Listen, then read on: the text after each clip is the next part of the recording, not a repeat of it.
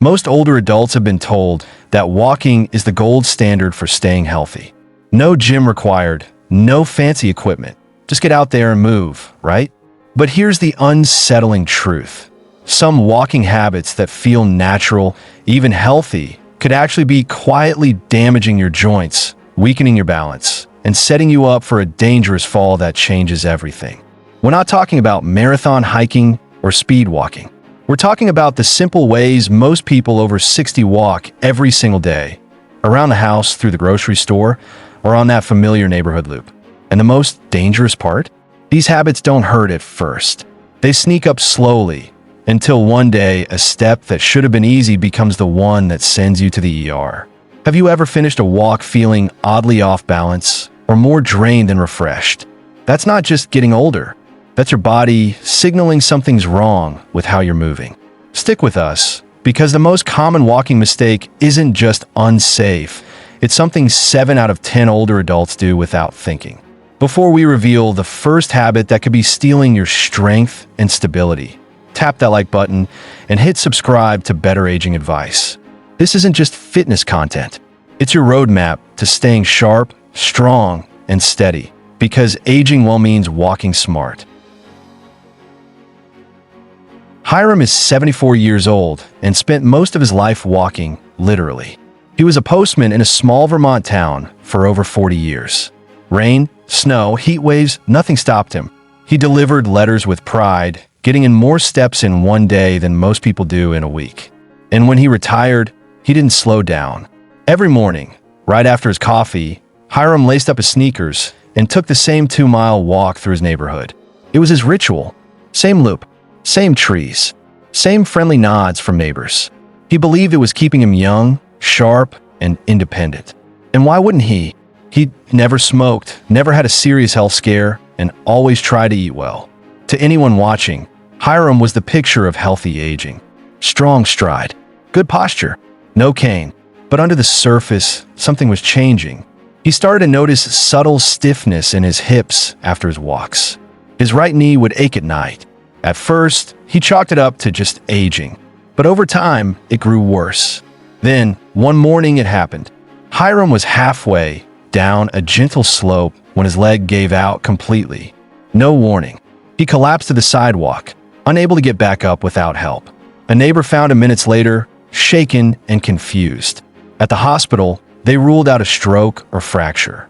What they discovered instead shocked him. The way he had been walking daily for over a decade had caused years of silent damage to his joints, balance systems, and muscle control. Hiram had no idea that the very habit he trusted to keep him strong was quietly wearing him down.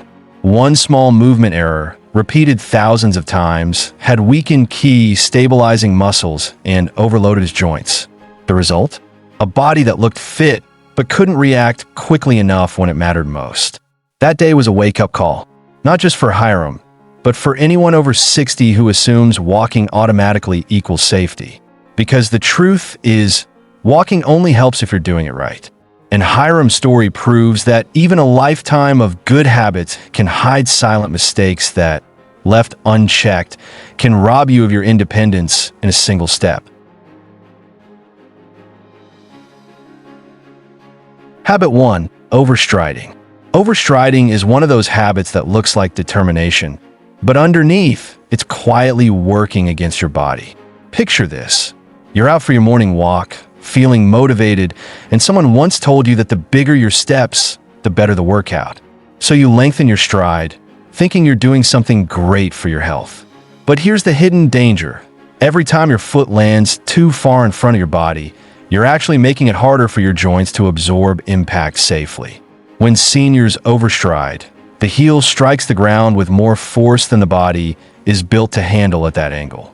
That jolt travels up through the ankle, into the knee, and directly into the hip and lower back. Your body tries to brake with every step instead of moving fluidly forward. And over time, that exaggerated stride creates a chain reaction, pulling your posture out of line, overworking the wrong muscles, and slowly wearing down the very joints you need for balance. For someone like Hiram, who had walked thousands of miles in his life, this mistake wasn't obvious at first. He thought he was staying strong by striding with purpose. But his physical therapist later explained that his body had been compensating for that extended stride by tightening his hip flexors and locking out his knees. Two red flags for older adults. The result? His muscles were constantly bracing instead of supporting. His gait became stiff and robotic. And the more he walked like that, the more unstable he became. It wasn't aging, it was overstriding that made his movements feel off balance and his knees feel rusty afterward. There's also another layer most people miss. Overstriding reduces the body's natural shock absorption. Normally, your legs and muscles work together like springs to gently catch your weight. But when you reach too far with your step, those springs can't work correctly and your bones take the hit.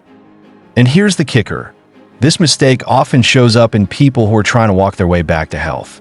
It's common after knee replacements, during post-surgery rehab, or after weight gain. The intention is good. The result? Often the opposite. The fix isn't complicated, but it requires awareness. Shorten your stride slightly. Focus on landing your foot underneath your body, not in front of it. Think roll through the foot instead of slam the heel. Use your hips to propel you forward, not to reach out and pull the ground closer. It might feel awkward at first, but your body will thank you. Hiram noticed a difference within a week of changing his stride length. His walks felt smoother. His lower back stopped aching. And for the first time in years, he finished a walk feeling energized instead of sore. Have you ever tried to increase your step size to get a better workout? Or push yourself to walk faster with longer strides? Be honest. Drop a comment below and tell us your experience. You might be surprised how many others have felt the same way. Because sometimes the healthiest thing you can do is take a smaller step in the right direction.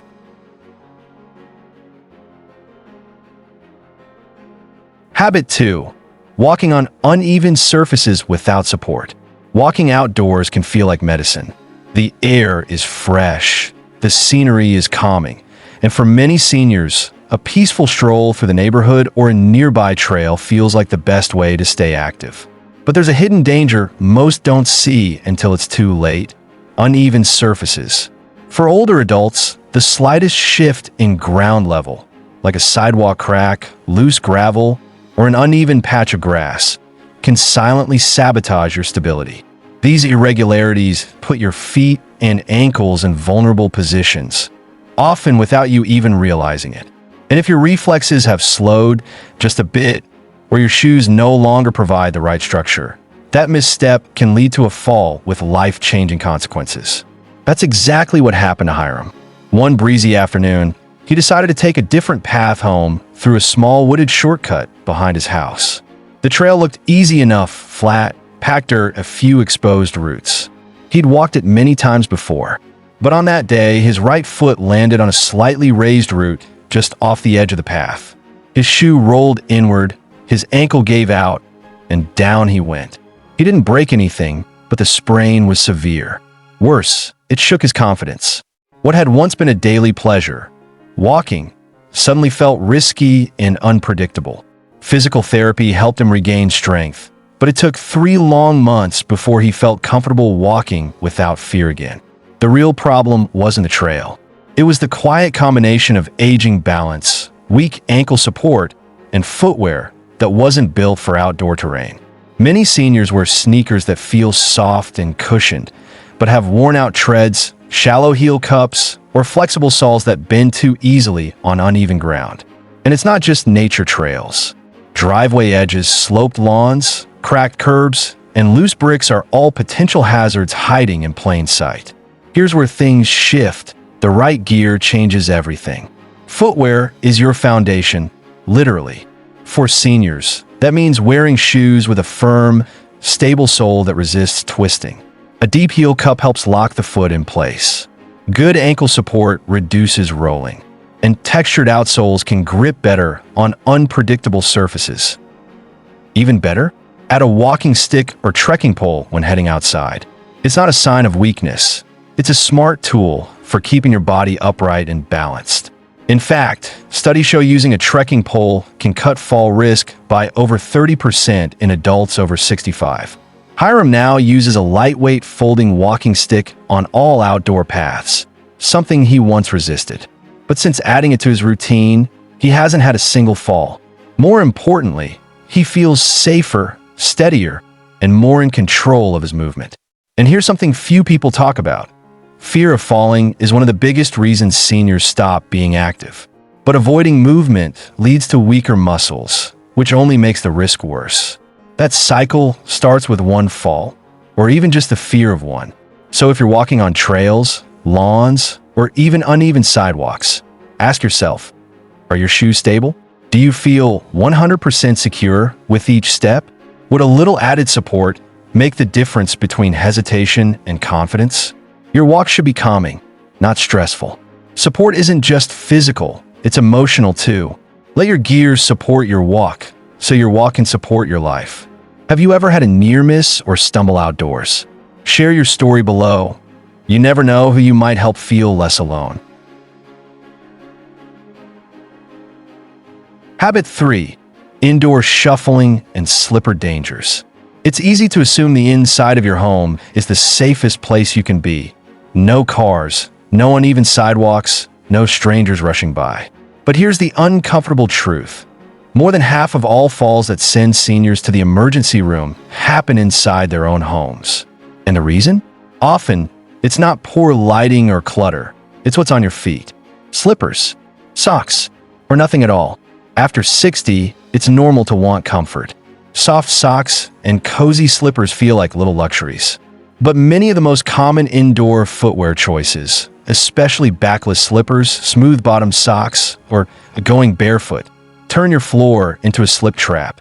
What feels safe and familiar can actually reduce the way your body naturally protects itself while walking.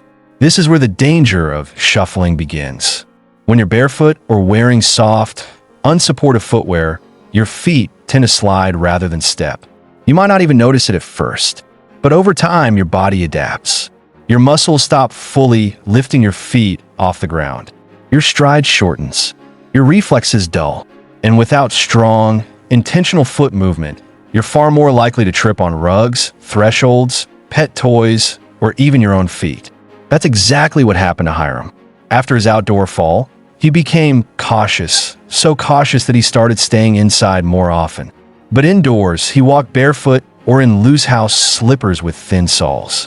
One morning, while turning around too quickly in the kitchen, his back foot caught on the edge of a rug. It didn't take much, just a slight slip. He fell backward and hit the floor hard. Thankfully, nothing was broken, but he was rattled. And the worst part? He made it back from a serious injury outside, only to end up at risk inside where he thought he was safe.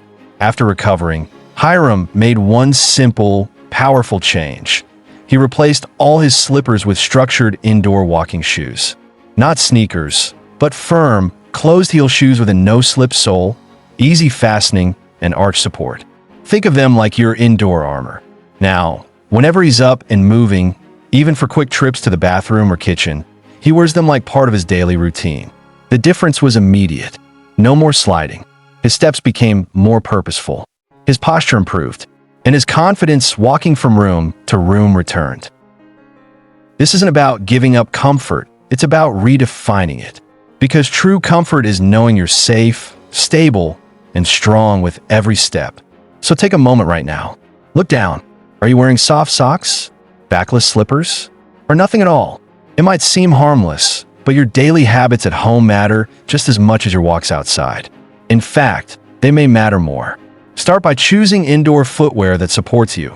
Closed back, non-slip soles, a snug but not tight fit, and enough grip to stop sliding on tile or wood floors. And if you live alone or worry about falling, consider rugs with anti-slip pads, motion-sensing night lights, and even a grab bar in frequently used spaces like the bathroom. The goal isn't to wrap yourself in caution. It's to walk through your home with confidence, like Hiram now does, one smart decision at a time. What about you? Be honest. Are you wearing socks or slippers right now? Drop a comment below. You're not alone, and your story might just help someone else take that first safer step. Habit 4. Walking without moving your arms.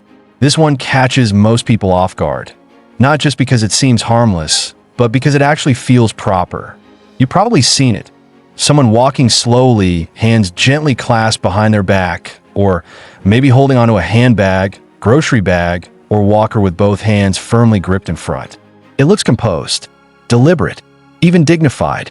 But here's the shocking truth. Walking without moving your arms might be one of the most dangerous habits a senior can develop. Why? Because your arms aren't just passengers during a walk. They're your body's built-in stabilizers. Every natural arm swing helps your brain detect shifts in balance. It helps your torso stay aligned. It keeps your rhythm in sync. When your arms swing in opposition to your legs, right arm with left leg, left arm with right, it creates a gentle counterbalance that stabilizes your gait with every step. Now imagine what happens when you take that away. The moment you restrict your arms by holding them behind your back, gripping a purse too tightly, or even pushing a walker incorrectly, you lose a critical tool in your balance system. Your stride shortens. Your reaction time slows. You're far more likely to wobble when you trip and less likely to recover quickly enough to stop a fall. This was something Hiram never thought about. After retirement, he developed a habit of walking with his hands folded behind him, especially during his slower, reflective strolls. It gave him a sense of calm, a routine, but over time, it quietly shifted his posture, tilting him slightly forward, reducing hip movement, and throwing off the fluid connection between his upper and lower body. His physical therapist explained it this way. When your arms stop moving, your brain receives less feedback about your environment. It's like cutting off a sensor that's designed to keep you upright. And for seniors, especially those experiencing age-related changes in vision, hearing, or inner ear function, that lost feedback can make all the difference between staying steady or falling hard. Hiram didn't even notice the wobble that had crept into his stride until he watched a video of himself walking. His shoulders were slightly rounded, his steps were uneven, and there was a slight sideways drift that hadn't been there before. The solution wasn't complicated, but it required unlearning a habit. He began practicing a gentle arm swing, keeping his elbows slightly bent and relaxed. No stiff pumping, just a natural motion, allowing his arms to move freely with each step. When using a bag, he switched to a crossbody style that left both hands free. And when using a walker, he was retrained to alternate hand support so he could still engage core balance with his upper body. The result? His posture improved, his walking rhythm became smoother, and most importantly, his confidence returned. What had started as a quiet imbalance became a new opportunity to walk taller, steadier, and with more energy. So ask yourself this: what are your arms doing when you walk? Are they swinging freely? Or are they locked up, restricted, or stuck in a habit that could be undermining your stability? You don't need to exaggerate your movements. Just let your body return to what it was designed to do: move in harmony. And if you've developed the habit of walking without arm swing, you're not alone. Share your experience in the comments. What made you stop? What are you doing now to walk safer? Because sometimes regaining balance isn't about doing more. It's about freeing up the parts of you that were built to protect you all along. After his second fall, the one inside his kitchen, Hiram didn't just feel bruised. He felt defeated. For a man who had walked tens of thousands of miles in his life, the idea that a short stroll could end in disaster was more than humbling. It was frightening. He began avoiding his morning walks. He hesitated going up and down stairs. Even walking across the living room felt like stepping on thin ice. But something shifted the day his physical therapist asked him a simple question: "What do you do before you walk?" Hiram shrugged. "Nothing. I just start walking." That's when he learned the concept of activating the body before movement, especially for older adults. It wasn't about stretching like an athlete. It was about turning the lights back on in the parts of the body responsible for balance, coordination, and strength. So the therapist gave him a short, easy-to-remember sequence. It didn't involve equipment. It didn't require space. And it took less than 2 minutes. But it changed everything. Step 1. March in place slow and tall. Just 30 seconds. Not fast, not high, just enough to wake up the hip flexors and remind the brain that both legs still know how to move confidently. Hiram imagined lifting each foot as if stepping over a small puddle. Step 2. Slow toe raises. Holding the wall or a sturdy surface, Hiram would raise up onto the balls of his feet and slowly lower down 10 times. This activated his calves and ankles, the muscles responsible for pushing off the ground and adjusting to uneven surfaces. Step 3. Gentle shoulder swings. Standing upright, he'd slowly swing each arm forward and back, opposite the legs, like a rehearsal for real walking. It retrained his upper body to move and sink, something he'd lost from years of keeping his arms stiff or tucked. Step 4. 1-minute hallway walk. He finished by walking slowly down the hallway with one hand lightly grazing the wall. Not clinging, just guiding. This let his brain and body work together on rhythm, posture, and step control, all in a safe space. At first, it felt silly. He was used to just getting up and going. But after only a few days, Hiram noticed the difference. His legs felt more alive. His first steps didn't wobble. And emotionally, something clicked. I'm not broken. I just needed a better start. This short ritual became part of his routine, like brushing his teeth. And soon, walking no longer felt like a gamble. It felt like freedom again. What about you? Do you do anything before your walks? Or do you just start moving? Share your routine below. And if you don't have one yet, maybe today's the day to try Hiram's fix. It could be your turning point, too. Walking remains one of the simplest, most powerful tools we have for staying healthy as we age.